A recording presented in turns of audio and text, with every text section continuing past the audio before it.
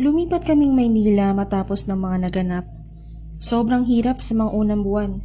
Kung may hika kayo, ganun ang pakiramdam. Pero sabi ni boss, pasasaan ba't masasanay din kami nila Jane. Your human side will thrive. Unang pagkakataon na narinig kong nag-English si boss. Pero totoo nga yung sinabi niya. Nang makita niyang naka-adjust na ang mga katawan namin, inutusan niya kami ni Jane at Chris. Sila Gino, minsan na lang namin makita. Nakahiwalay sila sa amin eh.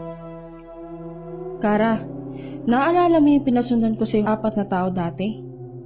Tumango si Kara. Bantayan niyo sila. Dati-rati, sa likod lang ng 20 pesos ko nakikita ang palasyo. Ngayon, kitang-kita ko na ng malapitan. Ang baho ng ilog pero sa ibang parte napakaraming puno. Ang amoy lang na mabahong ilog ang magpapaalala sa iyong nasa syudad ka pa rin. Sila na yan, yung isa sa 3, yung nasa lamay. Tapos napatingin ako dun sa babae. Shit, kahawig ko. Maputi lang ako. At mas matangkad. Yung isang lalaki ang tangkad na payat. Nagtatawanan silang 3 habang umupo sa gilid, naghihintay ng barge. Naging ganun ang routine namin sa araw-araw. Sasabayan sila sa pagsakay ng barge, hihintayin silang umuwi. Inire-report namin kay boss lahat ng ginagawa nila. Sa loob sila ng palasyo nagtatrabaho, boss. Kumunot noo si boss. Hindi rin po sila gumiginik, boss. Diretso agad sila sa bahay. Kaninong bahay? Yung sa babae, boss. Minsan umuwi yung tatay niya ron. Tumango si boss. Kinabukasan, isinama niya kami ni Jane sa Nueva Ecija. May susunduin daw kami. Doon ko nalaman ang tinutukoy na samahan nila Gino. NPA. May kampo sila sa bundok. May mga bata para silang normal na komunidad kung hindi mo makikita ang mga nakasukbit na baril. Nagulat ako nang may makita akong batang lalaki. Nasa 11 lang siguro ang edad niya. May hawak na baril at sumaludo siya kay boss. Sabi ko sa'yo, diba, magbasa ka hindi humawak ng baril? Kinuha ni boss yung baril. Namatay si tatay, hindi mahanap yung katawan niya. Jane, dalhin mo siya sa paliguan. Maligo ka, Toto, baho mo. Sinundan ko si boss hanggang sa gitna ng kakahuyan. 20 minuto ang layo sa kampo. Bata pa lang ako, alam ko na totoo ang mga aswang pero kahit kailan, hindi pa ako nakakita ng kumakain na aswang. Kahit sila boss, sila Gino, hindi ko pa nakitang kumain ng hilaw na karne o atay. Sa tuwing kumakain kasi sila noon, nagtatago sila. Kaya halos isuka ko bituka ko nang tumambad sa akin. Sa amin ni boss, ang mga lalaking humangasab sa halos hindi na makilalang bangkay. Sinipa ni boss yung isa. Wala na bang ibang pagpipilian? Bakit si Untong? Hinahanap siya ni Toto, mga tarantado kayo? Akala ko papalag sila pero nagpunas lang sila ng bibig tapos pinuhat na nila yung bangkay. Nung makabalik kaming kampo, pumalahaw ang isang babae. Saka ko na-realize na asawa niya yung lalaking kinakain kanina kasi niyakap siya ni Toto. Hindi umiyak yung bata. Nang mailibing na maayos yung lalaki, tumuloy kami sa isang kubo. Malaking kubo. Upuan lang nakawayan ng laman. May mga lalaking nandun. Sa gitna, may babae. Nakahubad. Pinakuha siya ni boss sa akin. Tapos sinapak niya isang lalaki saka pinaghubad. Yung hinubad no na damit, pinasuot sa babae. Naamoy ko yung babae. Kaamoy nila, boss. Sa may ilog kayo, ihulihan mo siya ng makakain. Isa to sa mga tingin ko mga katangian ng katulad ko. Alam ko kagad kung saan ang ilog, kahit bago lang ako sa lugar. Pagdating sa ilog, yung babae halos hindi magkamayaw sa pag-inom. Tinanong ko siya kung anong pagkain ang gusto niya. Sabi niya kahit ano kasi gutom na daw siya. Nilapitan ko siya, inamoy ko lieg niya. Kaamoy niya talaga si boss. Aswang ka, no? Ginawa niya akong ganito. Sa pagkain, inuunti-unti niya ako. Sino? Si Rudy. Kaya mag-ingat ka kung ayaw mong matulad sa akin. May mga araw na wala na ako sa sarili ko. Minsan, nararamdaman ko na lang na tumutulong laway ko. Kahit gaano karami ang kainin ko, hindi mapatid ang gutom ko. I'm on the brink of insanity. Yun na yung huling beses na nakausap ko siya bilang tao, ng matino. Hindi ako humuli ng pagkain niya. Siya. Ang bilis ng pangyayari. Hindi na ako nakakilos agad. May buntis na babae na naglabas sa ilog. Nang makalapit ako, wakwak na ang tiyan niya. Pisa na ulo niya. Nakita kami ng asawa ng buntis. Pinagbabaril kami. Kung sa Manila to nangyari, baka matagal na kaming patay. Mabuti na lang na paliligiran kami ng mga puno at yamang tubig. Nakalis kami, just in time. At yun ang unang beses na napagbuhatan ako ng kamay at paa ni boss. Isa sa mga leader ng samahan ng asawa ng buntis. Bakit ko raw hinayaan na magawa yun ni Minerva? Umaawat siya pero para lang siyang laruan na pinapaalis ni boss sa tuwing haharang siya. Hindi ko alam kung kailan niya ako tinigilang bugbugin.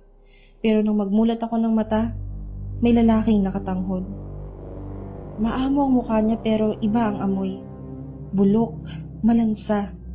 Akala ko nananaginip lang ako. Pero nang hawakan ko siya, ay mainit. May laman, may dugo, may buhay. Sumama ka sa akin. Nang magsalita siya, may mga nilalang na lumabas mula sa dilim. Gumapang ang kilabot sa buo kong katawan. Naalala ko yung sinabi ni Apo. Siya yun. Pero ibang katawan naman. Unang beses ako nagdasal sa Diyos na hindi ko alam kung kilala ako. Hanggang sa dumilim ang lahat. Dahil sa Manila ako nabugbog, ang paghilom ng sugat ko ay katulad ng paghilom ng ordinaryong tao. Nakakulong si Minerva sa kwarto ni boss. Ang layo na niya sa babaeng nakausap ko sa may ilog. Para na siyang natanggalan ng tornilyo sa ulo. Lagi siyang may kausap na hindi namin nakikita. Sabi ni Venice, lahat silang hinawaan naging ganun ang sitwasyon kay Minerva. Darating din yung araw na malalampasan niya yung kabaliwan. Kami nila Gino ang laging nagpapakain sa kanya. Naglilinis sa kanya. Tuwing aalis kami, umiiyak siyang parang bata. Gustong sumama. Saan daw punta natin? Laguna. May tumawag kay boss na yung anak niya nagustuhan ng kapre pero hindi mapaalis ng albularyong tinawag nila. Pagdating, sinalubong kami ng isang lalaki. May malaking puno ng mangga sa gilid ng bahay. May batang babae na nagduduyan. Sabay kami napatras ni Jane nung nakita namin yung nagtutulak sa kanya. Malaking lalaking may mahabang gulugulong buhok. Wala siyang damit, kitang-kitang putotoy niya. Sa bibig niya may tabakong may sinde. Ang daming bunga ng puno. Nang makita kami ng kapre, bigla na lang siyang naglaho. Kausapin niyo. Napatulon ako nang hawakan ako ni boss sa balikat. Akala ko susuntukin ako ulit. Nang mapansin niya, tinanggal niya hawak sa akin. Sinubukan namin siyang kausapin pero usok lang talagang nakikita namin ni Jane. Yung bata, ipinasok nila sa loob. Nung narealize namin para na kaming tanga, pumasok na rin kami sa loob. Pagpasok, bumigat ang pakiramdam ko. Biglang sumakit ang ulo ko. Sumandal ako sa pader para maging suporta. Tapos, may narinig akong tawanan. Mga bata, sinundan ko yung pinanggagalingan. Sa may dirty kitchen, nandun sila. Naglalaro. Umupo ako at pinanood sila. Ewan ko pero pag nakakakita ako ng bata, gumagaan ang pakiramdam ko. Nagiging masaya ako. Ang mga bata kasi para sa akin, sila yung di magpapakita ng kaplastikan sa iyo. Kung ayaw nila, ayaw nila. Habang pinagmamasdan ko sila, may napansin ako. Parang kulang sa kulay. Parang black and white. Tapos yung mga damit nila makaluma. Nung naisip ko yun, bigla ko nalang nakita na nakalutang sila. Tapos bigla silang lumingon. Nawalan sila ng muka. Sa taranta, napunta ako sa labas. Nakita kong may lalaking nangunguha ng bunga. Ana, yan yung kapre. Biglang sumulpot si Jane. Saan? Yung lalaki. Tapos biglang lumapit si boss sa lalaki. Umapalag yung lalaki pero may pinintas sa kanya si boss. Ang sama na tingin niya habang ginigiya siya ni boss sa may sasakyan. Sa may simbahan sa bayan kami pumunta. Natatawa ako nang makapasok na walang hirap si boss sa loob. Maling-mali ang mga pinapakita sa telebisyon. Hindi ko siya gusto, Rudy. Kapapanganak pa lang kay Patricia, nakabantay na ako sa kanya. Kinukuha mo yung enerhiya ng bata. Laging may lagnat, sakitin, layuan mo na. Humanap ka ng dalagang mamamanyak mo, wag yung bata. Umiling yung kapre. Rudy, hindi ko gagawin yun sa anak ng babaeng mahal ko. Kahit wala na si Raiko dito sa mundo, siya lang. Kahit kaibigan lang yung tingin niya sa akin. Hindi ko yun kayang gawin sa kanya. Hindi ako yung dahilan bakit sakitin si Patricia. May mga demonyo sa bahay na nilipatan nila pagkamatay ni Raiko. Kaya naisip kong gawin yung duyan sa may mangga para hindi siya magbabad sa loob. Hindi ako. Gabi nang may dumating. Tao, lalaki. Tauhan din ni boss. Bago kami pumasok ulit sa bahay, napatingin ako sa bintana. Andun yung isang batang walang mukha. Tumabi sa akin yung bagong dating. Ikoy tawag nila sa akin sa probinsya. Ikaw? Ana ganda? Tumawa siya. Makikita mo rin sila pero hindi mo nararamdaman yung negatibong enerhiya sa loob. Nag-ikot siya kasama si boss. Naiwan kami na ni Jane sa may sala. May lagnat na naman yung bata. Hinahaplos kasi siya ng isang walang mukha. Tapos naisip ko dalhin siya sa labas sa silong ng mangga. Umayaw yung tatay niya. Pero nang tumango kay boss si Ikoy, si boss ang nagsabi nun sa tatay na payagan kami. Hindi agad bumaba yung lagnat ni Patricia pero sumigla siya. Lumitaw din yung kapre. Nakakatakot ang itsura niya pero hindi natatakot si Patricia sa kanya. Humihina ka sa kabibigay ng lakas sa kanya, kuya. Ikaw yung dahilan bakit dapit hapon na siya may sakit, di ba? Napatingin ako kay Jane. Masaya akong mamatay para sa kanya. Tumingin si Kuyang Kapre sa malayo. Sabi nila, ang mga katulad ko napakaswerte dahil may kapangyarihan. Pero ang hindi alam ng mga tao, mas maswerte sila. May pamilya sila, pwedeng magkaroon ng totoong kaibigan. May pagpipilian. Mga katulad ko, mag-isa. Pag nagmahal, tapos umamalasin sa tao pa. Hindi masusuklian yung pagmamahal. May kapangyarihan pero hindi sapat para protektahan ang mga nilalang na pinahahalagahan. Sa likod ng nakakatakot ng itsura, sino mag-aakalang ang kapring to may pusong mamon? Kinabukasan, nag-alsa balutan ng mag-ama. Huwag kayong magtaka kung makikita kayo ng mga punong hitik sa bunga o buhay na buhay kahit matanda na. May nilalang na nagbabantay. Ang tanong lang naman, patulad ba siya ni Kuyang Kapre na may pusong mamon? Pagbalik namin sa Manila, pinagpahinga kami ni boss. Tapos sumunod na araw, pinasama niya ulit kami kila Kara na bantayan yung tatlo. Linggo nun, may sinundo sila sa Cubao, 2 lalaki. Tapos napatingin yung isa sa amin. Parang alam niya na minamatyagan namin sila. Nung nireport ni Kara kay boss yung pagdating ng dalawa, hindi niya kami pinaalis. Pinabantayan niya sila kahit nasa bahay na. Magkakahiwalay kami. Sila Kara nasa paliko ng kanto.